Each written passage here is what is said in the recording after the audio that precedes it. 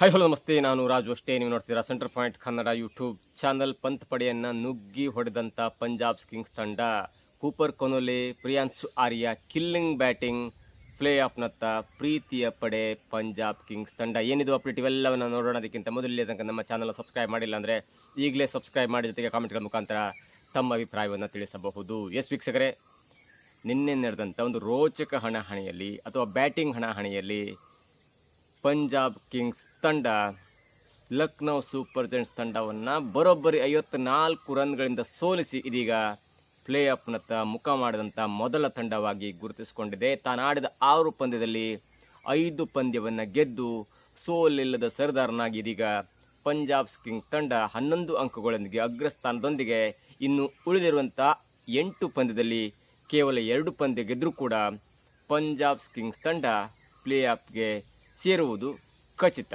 ಇನ್ನು ನಿನ್ನೆದ ಪಂದ್ಯದ ಬಗ್ಗೆ ಮಾತನಾಡ್ತಾ ಹೋದರೆ, ಮೊದಲು ಟಾಸ್ ಗೆದ್ದಂಥ ಲಕ್ನೋ ಸೂಪರ್ ಜೈಂಟ್ಸ್ ತಂಡದ ನಾಯಕ ರಿಷಬ್ ಪಂತ್ ಅವರು ಪಂಜಾಬ್ ಕಿಂಗ್ಸ್ ತಂಡಕ್ಕೆ ಬ್ಯಾಟಿಂಗನ್ನು ಮಾಡುವಂಥ ಅವಕಾಶವನ್ನು ಕೊಡ್ತಾರೆ. ಅದು ಎಷ್ಟರ ಮಟ್ಟಿಗೆ ತಪ್ಪೋ ಸರಿಯೋ ಬೇರೆ ಪ್ರಶ್ನೆ. ಆದರೆ ಮೊದಲು ಬ್ಯಾಟಿಂಗ್ ಮಾಡಿದಂಥ ಪಂಜಾಬ್ ಕಿಂಗ್ಸ್ ತಂಡದ ಬ್ಯಾಟ್ಸ್ಮನ್ಗಳ ಅಬ್ಬರ ಹೇಗಿತ್ತು ಅಂದರೆ, ಇನ್ನೇನು 300 ರೀಚ್ ಆಗಿಬಿಡ್ತಾರೆ, 300 ಕ್ರಾಸ್ ಆಗಿ 320 ಕ್ರಾಸ್ ಆಗ್ಬೋದು ಎನ್ನುವಂಥ ಲೆಕ್ಕಾಚಾರ ಇತ್ತು. ಆದರೆ ಪ್ರಿಯಾಂಶು ಆರ್ಯ ಜೊತೆ ಕೂಪರ್ ಕೊನೊಲೆ ಅವರು ಔಟ್ ಆದ ನಂತರ ಸ್ವಲ್ಪ ಮಟ್ಟಿಗೆ ಹಿನ್ನಡೆಯಾಗಿ ಕೊನೆಗೆ 20 ಓವರ್ಗಳಲ್ಲಿ 7 ವಿಕೆಟ್ಗಳನ್ನಷ್ಟಕ್ಕೆ 254 ರನ್ಗಳ ಬೃಹತ್ ಮೊತ್ತವನ್ನು ಪೇರಿಸ್ತಾರೆ ಸ್ಕೋರ್ ಬೋರ್ಡ್ನಲ್ಲಿ.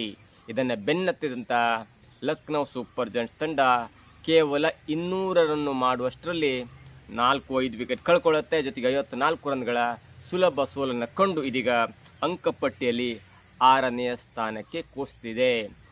ಲಕ್ನೋ ಸೂಪರ್ ಜೈಂಟ್ಸ್ ತಂಡದ ಮಾಲೀಕ ಸಂಜೀವ್ ಗೋಯಂಕ ಅದೇನು ರಿಷಬ್ ಪಂತ್ ರೇಗ್ತಾರೋ ಅದು ತೆರೆಯ ಹಿಂದಿನ ಕತೆ. ಇನ್ನು ಮೊದಲು ಬ್ಯಾಟಿಂಗ್ ಮಾಡಿದಂಥ ಪಂಜಾಬ್ ಕಿಂಗ್ಸ್ ತಂಡದ ಬ್ಯಾಟಿಂಗ್ ಹೇಗಿತ್ತು ಅಂದರೆ, 3ನೇ ಬಾಲ್ನಲ್ಲಿ ಹೊಡಿಬಡಿ ಆಟಗಾರ ಪ್ರಭ್ ಸಿಮ್ರನ್ ಅವರು ಔಟ್ ಆಗ್ತಾರೆ. ಆ ಔಟ್ ಆದ ನಂತರ ಔಟ್ ಆಗುವಾಗ ಪಂಜಾಬ್ ಕಿಂಗ್ಸ್ ತಂಡದ ಸ್ಕೋರ್ ಇತ್ತು ಕೇವಲ 3 ರನ್. ಅವರ ಜೊತೆಗೂಡಿದಂಥ ಕೂಪರ್ ಕೊನೊಲೆ ಅವರು, ಅಂದರೆ ಒಂದು ಮ್ಯಾಚ್ ಹಿಟ್ಟಾಗಿ ಮ್ಯಾನ್ ಆಫ್ ಮ್ಯಾಚ್ ಪಡ್ಕೊಂಡಂಥ ಪಂಜಾಬ್ ಕಿಂಗ್ಸ್ ತಂಡದ ಹೀರೋ, ಮೊದಲ ಪಂಜಾಬ್ ಗೆಲುವಿಗೆ ಕಾರಣಕರ್ತರಾದಂಥ ಕೂಪರ್ ಕೊನೊಲೆ ಅವರು ಇಲ್ಲೇ ತನಕ ಮತ್ತೆ 4 ಮ್ಯಾಚ್ನಲ್ಲಿ ಫೇಲ್ ಆಗಿದ್ರು. 20-30 ಅಷ್ಟರ ನೋಡಿಕೊಂಡು ಕಾಣಿಕೆ ನೀಡ್ತಾ ಇದ್ರು. ಆದರೆ ಅವರ ಒನ್ ಡೌನ್ ಪೊಸಿಷನನ್ನು ಚೇಂಜ್ ಮಾಡಲಿಕ್ಕೆ ಬಿಟ್ಟಿರಲಿಲ್ಲ ಕ್ಯಾಪ್ಟನ್ ಶ್ರೇಯಸ್ ಅವರು. ಮತ್ತೆ ಒನ್ ಡೌನ್ ಆಟಗಾರರಿಗೆ ಬರ್ತಾರೆ. ಅವರ ಜೊತೆಗೂಡಿದಂಥ, ಅಂದರೆ ಕೂಪರ್ ಕೊನೊಲೆ ಅವ್ರ ಜೊತೆಗಿದ್ದಂಥ ಪ್ರಿಯಾಂಶು ಆರ್ಯ, ಇವರಿಬ್ಬರ ಬ್ಯಾಟಿಂಗ್, ಸ್ಫೋಟಕ ಬ್ಯಾಟಿಂಗ್ ಅದು ಹೇಗಿತ್ತಂದರೆ ವರ್ಣಿಸಲಿಕ್ಕೆ ಅಸಾಧ್ಯ ಅಂಥ ಒಂದು ಆಟ. ಪ್ರಿಯಾಂಶು ಆರ್ಯ ಅವರು ಕೇವಲ 37 ಎಸೆತದಲ್ಲಿ 4 ಬೌಂಡ್ರಿ, 9 ಭರ್ಜರಿ ಸಿಕ್ಸರ್ಗಳ ನೆರವಿನಿಂದ 93 ರನ್ ಹೊಡೆದ ಔಟ್ ಆಗ್ತಾರೆ. ಅವರ ಈ ರನ್ ರೇಟ್ ಹೇಗಿತ್ತಂದರೆ, ಅಂದರೆ ಸ್ಟ್ರೈಕ್ ರೇಟ್ ಅಂತಾರಲ್ಲ, ಅದು 251 ಇತ್ತು. ಈಕ್ವಲ್ ಆಲ್ಮೋಸ್ಟ್ 300 ಇತ್ತು. ಇನ್ನು ಕೂಪರ್ ಕೊನೊಲೆ ಅವರು 46 ಎಸೆತದಲ್ಲಿ 8 ಬೌಂಡ್ರಿ ಮತ್ತು 7 ಭರ್ಜರಿ ಸಿಕ್ಸರ್ಗಳ ನೆರವಿನಿಂದ 87 ರನ್ನನ್ನು ಚಚ್ತಾರೆ. ಇವರಿಬ್ಬರು ಆಡುವಾಗ ಎಲ್ಲೋ ಒಂದು ಕಡೆ ಪಂಜಾಬ್ ಕಿಂಗ್ಸ್ ತಂಡದ target will be more than 300 ಎನ್ನುವಂಥ ರೀತಿಯಲ್ಲಿತ್ತು. ಆದರೆ ಕೊನೆಯಲ್ಲಿ ಸ್ವಲ್ಪ ಮಟ್ಟಿಗೆ ಅಡ್ವರ್ಟ್ ಆಗುತ್ತೆ. ಟೋಟಲಿ ನಾನು ಈ ಇನ್ನಿಂಗ್ಸ್ನಲ್ಲಿ ಒಂದು ಹೈಲೈಟನ್ನು ಹೇಳ್ತೇನೆ. ಕೂಪರ್ ಕೊನೊಲೆ ಮತ್ತು ಪ್ರಿಯಾಂಶು ಆರ್ಯ ಅವರು ಔಟ್ ಆಗೋ ಮುನ್ನ ಅವರಿಬ್ಬರ ಮಧ್ಯೆ ಆಡಿದಂಥ ಬಾಲ್ ಕೇವಲ 80 ಬಾಲ್ನಲ್ಲಿ 182 ರನ್ಗಳ ಬೃಹತ್ತಾದಂಥ ಪಾರ್ಟ್ನರ್ಶಿಪ್ಪನ್ನು ಅವರು ಬಿಲ್ಡ್ ಮಾಡಿರುತ್ತಾರೆ. ಹೀಗಾಗಿ 20 ಓವರ್ಗಳಲ್ಲಿ 254 ರನ್ಗಳ ಬೃಹತ್ ಮೊತ್ತವನ್ನು ಪ್ರೇರೇಪಿಸ್ತಾರೆ. ಇನ್ನು ಬೌಲಿಂಗ್ ಅಂತ ನೋಡ್ತಾ ಹೋದರೆ, ಯಾರ ಬಗ್ಗೆ ನಾವು ಈ ನಿನ್ನೆ ಮ್ಯಾಚ್ನಲ್ಲಿ ಅವರು ಇಷ್ಟು ವಿಕೆಟ್ ತೆಗೆದು ಇಷ್ಟು ಚೆನ್ನಾಗಿ ಬೌಲಿಂಗ್ ಹಾಕಿದ್ರು ಎನ್ನುವಂಥ ಒಂದೇ ಒಂದು ಅಂಶ ಸಿಗಲ್ಲ. ಆದರೆ ಪ್ರಿನ್ಸ್ ಯಾದವ್ ಅವರು LSG ಪರವಾಗಿ 4 ಓವರನ್ನು ಬೌಲಿಂಗ್ ಮಾಡಿ 25 ರನ್ ನೀಡಿ 2 ವಿಕೆಟನ್ನು ಪಡಿತಾರೆ. ಅದು 2 ಇನ್ನಿಂಗ್ಸನ್ನು ಕಂಪೇರ್ ಮಾಡಿದ್ರೂ ಕೂಡ ಇದು ಉತ್ತಮ ಬೌಲಿಂಗ್ ಅಂತ ಹೇಳ್ಬೋದು.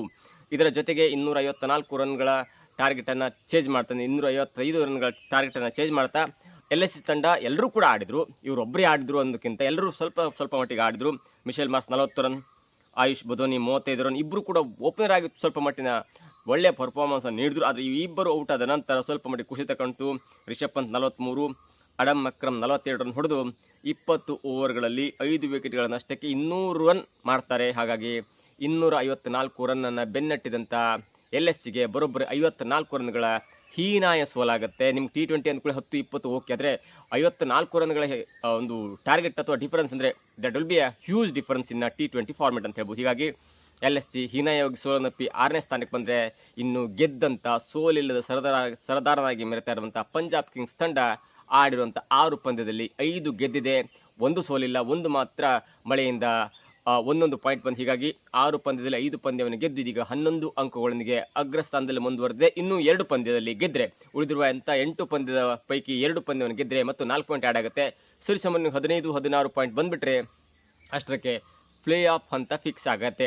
ಇನ್ನೂ ಫೈನಲ್ ರೀಚ್ ಆಗಬೇಕು ಅಥವಾ ನೇರವಾಗಿ ಫೈನಲ್ಗೆ ಹೋಗಬೇಕು ಅಥವಾ ಸೆಮಿಫೈನಲ್ನಲ್ಲಿ ಮತ್ತೊಂದು ಅವಕಾಶ ಸಿಗಬೇಕಂದ್ರೆ ಮತ್ತೊಂದು 2 ಮ್ಯಾಚ್ ಗೆದ್ದರೆ ಟೋಟಲಿ 8 ಪಂದ್ಯಗಳಲ್ಲಿ 3 ಅಥವಾ 4 ಪಂದ್ಯವನ್ನು ಗೆದ್ದರೆ ನೇರವಾಗಿ ಅವ್ರಿಗೆ 2 ಚಾನ್ಸ್ ಸಿಗುತ್ತೆ. ಪ್ಲೇ ಆಫ್ನಲ್ಲಿ ಸೋತರೂ ಕೂಡ, ಮೊದಲ ಪ್ಲೇ ಆಫ್ನಲ್ಲಿ ಸೋತರೂ ಕೂಡ ಸೆಕೆಂಡ್ ಪ್ಲೇ ಆಫ್ನಲ್ಲಿ ಅವ್ರಿಗೆ ಸೋತ ತಂಡಕ್ಕೆ ಚಾನ್ಸ್ ಇರುತ್ತೆ. ಒಂದು ವೇಳೆ ಮೊದಲ ಪ್ಲೇ ಆಫ್ನಲ್ಲಿ ಗೆದ್ದುಬಿಟ್ರೆ ಡೈರೆಕ್ಟಾಗಿ ಫೈನಲ್ ಹೋಗ್ತಾರೆ.